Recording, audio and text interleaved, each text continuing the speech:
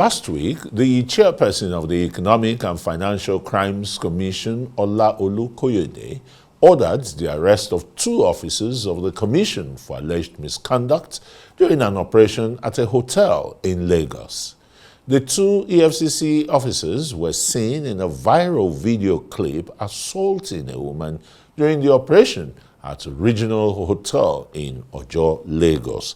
The EFCC has been under heavy criticism in recent times for what is considered to be illegal operations and deliberately harassing and humiliating citizens.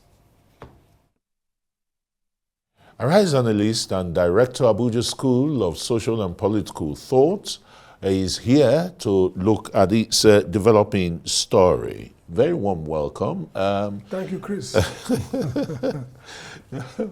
Sam Amadi to Newsnight. It would really be fair to say the EFCC has been harassing, bullying, Nigerians in carrying out their operations.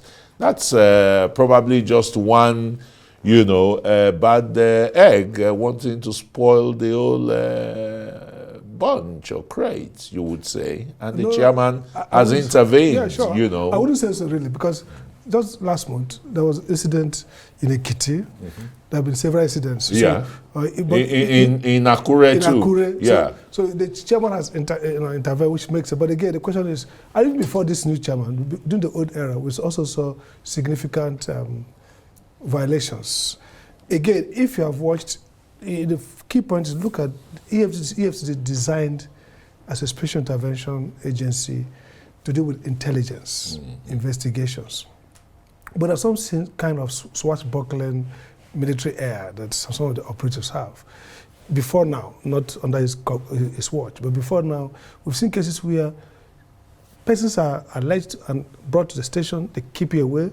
Senior advocates will come for representation, no access. Courts will give order. In fact, I have a case where it took somebody from Borno, a former senator, to call the operators and say, allow them, and they release you. So they don't behave ethical, rules, discretions are too many. I think what... That was before Lou came in, before he came in. Absolutely. So he had a reputation of this very lackadaisical, they are above the law. I mean, this is power corrupts absolutely. So you feel like it was afraid of EFCC. Yeah. And so we didn't see that regularity, that due process. And again, under no regard before, EFCC also had a lot of civic engagements. They have civil society group. Chichido Numa was driving Fix Nigeria. The EFCC effort at enlightenment, at mobilizing. Because if you look at the act, the work of EFCC is also a work of strategic thinking around reform of systems. Documentations, research.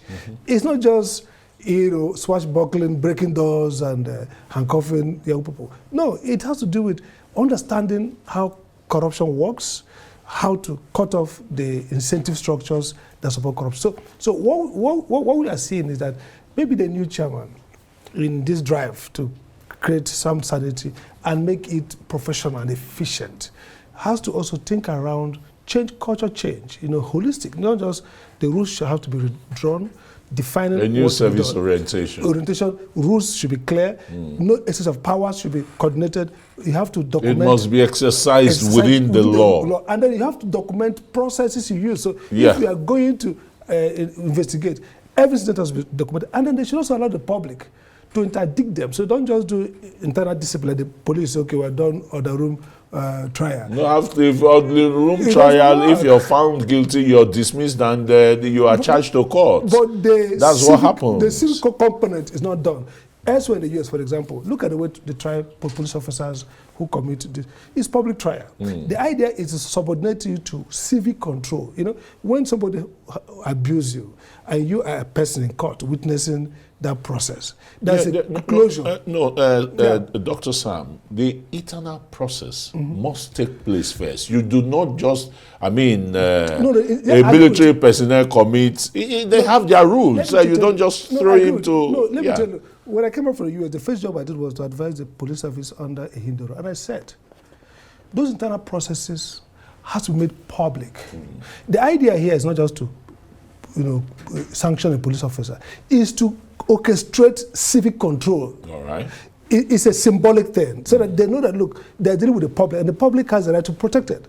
Again, it's also important that maybe the courts themselves will begin to craft, principles that should guide these, enforcement action, not just EFCC, police. We've seen people who detain. Look at the Administrative Justice Act. It's supposed to be to give courts control over everybody. But now, somebody will go to court, just ask for 14 more days. What are you investigating? Like the lawyer in Ebonyi State, detained by DSS for 3 years. So they go to court, they cash out authorization of court. Meanwhile, the court has no control over. The idea of judicial detention is that the court now takes control of that body. So the court must be convinced that there's real evidence you're looking for.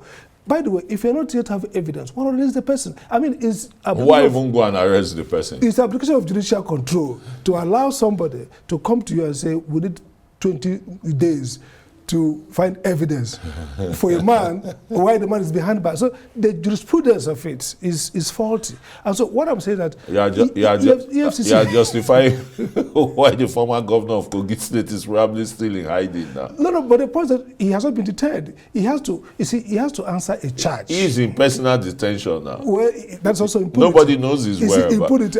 By the way, and that's the unequal justice. Now, EFCC cannot go and break the door wherever he is staying.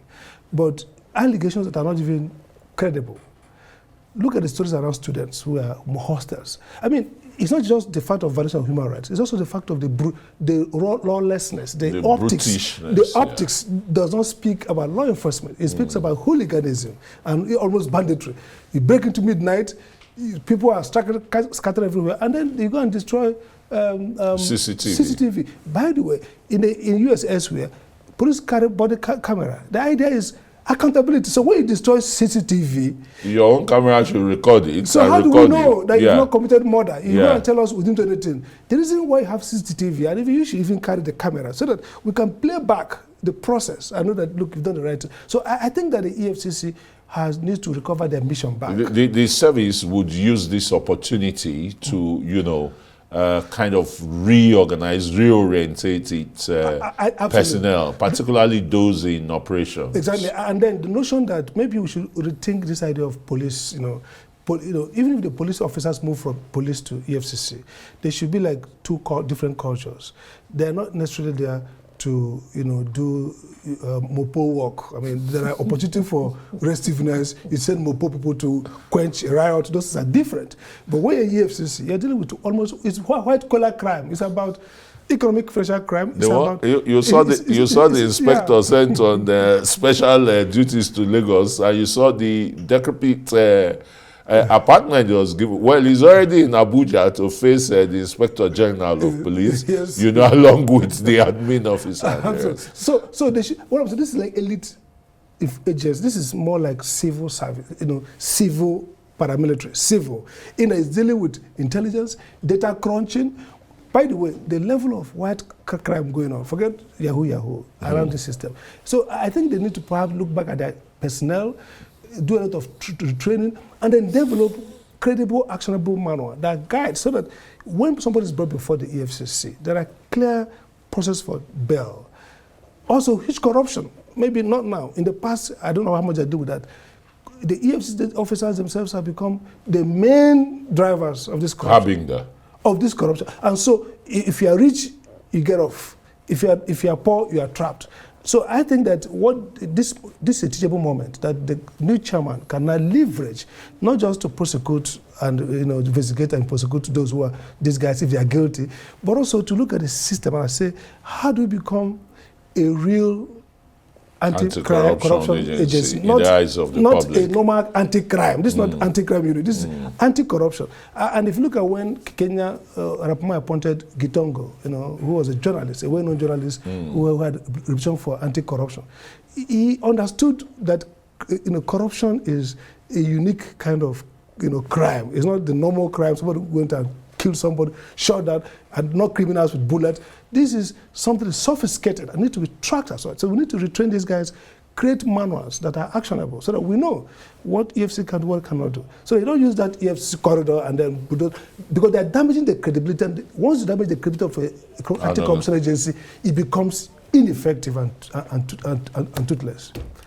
Associate Professor of Law, Dr. Sam Amadi, and Director, the Abuja School of Social and Political Thoughts. Thanks for coming to speak to us on